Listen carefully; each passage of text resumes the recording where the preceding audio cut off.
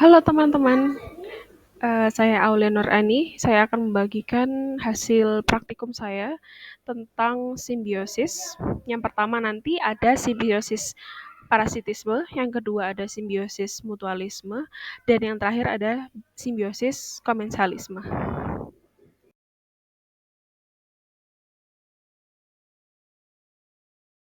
Yang pertama adalah simbiosis parasitisme, yaitu dari kutu dengan kucing, yaitu kutu yang berada di badan kucing tersebut. Simbiosis parasitisme adalah hubungan antar dua organisme di mana satu pihak atau parasitnya mendapat keuntungan, sedangkan pihak lainnya atau inang dirugikan. Hubungan antara kutu dan kucing merupakan contoh simbiosis parasitisme, di mana kutu mendapatkan manfaat berupa tempat tinggal dan makanan atau darah dari kucing tersebut. Sementara kucing dirugikan, kehilangan darah, seperti iritasi kulit, dan potensi infeksi. Yang kedua adalah benalu dengan pohon, masih di simbiosis parasitisme. Antara benalu dan pohon mangga adalah hubungan di mana benalu atau parasit tersebut mendapatkan manfaat atau makanan dan perlindungan dari pohon mangga atau inangnya.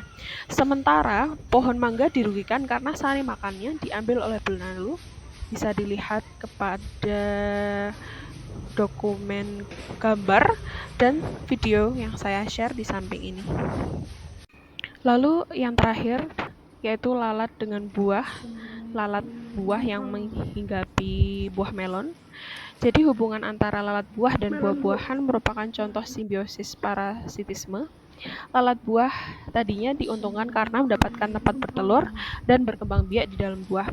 Sedangkan buah-buahan dirugikan karena menjadi busuk dan tidak dapat dikonsumsi. Yang bisa dilihat dari video dan foto atau gambar yang saya share di samping. Lalu yang kedua ada simbiosis mutualisme. Yang pertama dari lumut kerak di pohon. Jadi simbiosis mutualisme adalah hubungan antara dua organisme berbeda jenis yang saling menguntungkan satu sama lain. Jadi simbiosis mutualisme lumut kerak atau lichen di pohon adalah hubungan saling menguntungkan antara jamur dan alga atau bakteri yang hidup bersama jamur memberikan perlindungan dan nutrisi pada alga atau bakteri. Sedangkan alga atau bakteri menghasilkan makanan melalui fotosintesis untuk jamur. Bisa dilihat di video yang sudah saya sematkan dan foto yang sudah saya sematkan. Selanjutnya, simbiosis mutualisme antara lebah dan bunga terjadi karena keduanya saling menguntungkan. Jadi lebah mendapatkan makanan berupa nektar atau serbuk sari dari bunga. Sedangkan bunga dibantu dalam proses penyerbukannya oleh lebah yang membawa serbuk sari dari satu bunga ke bunga yang lain. Bisa dilihat dari foto yang saya sematkan dan video yang saya sudah sediakan. Selanjutnya, simbiosis mutualisme antara kutu daun dan semut yang saya sematkan gambar dan videonya di samping. Mutualisme antara kutu daun dan semut adalah contoh simbiosis di mana kedua spesies saling mendapatkan manfaat. Jadi semut mendapatkan embun madu dari kutu daun, sedangkan kutu daun mendapatkan perlindungan dari semut terhadap predator dan parasit. Berikutnya ada simbiosis komensalisme antara anggrek dan pohon. Jadi simbiosis komensalisme ini adalah interaksi antara dua makhluk hidup di mana salah satu pihak diuntungkan dan pihak lainnya tidak diuntungkan atau dirugikan. Jadi dengan kata lain, simbiosis ini menguntungkan satu pihak saja, sedangkan pihak lainnya tidak mengalami dampak negatif maupun positif. Yang saya beri contoh adalah anggrek dan pohon.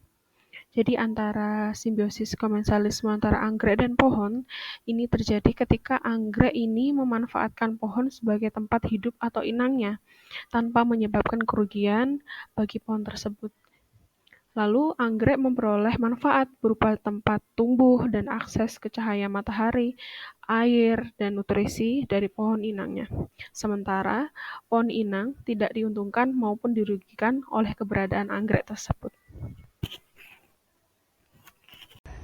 Yang selanjutnya, masih di simbiosis komensalisme, ada hubungan laba-laba dan pohon. Jadi antara laba-laba dan pohon ini terjadi ketika laba-laba menggunakan pohon tersebut untuk membangun jaringnya. Namun, pohon tidak mendapatkan keuntungan atau kerugian dari kehadiran laba-laba. Jadi laba-laba mendapatkan tempat untuk berlindung dan menangkap mangsanya. Sementara pohon tetap dapat tumbuh dan berkembang sendiri, yang bisa dilihat di video di kanan saya, dan foto atau gambar yang saya sematkan di kiri saya. Dan yang terakhir dari simbiosis komensalisme adalah hubungan antara sarang burung dan pohon.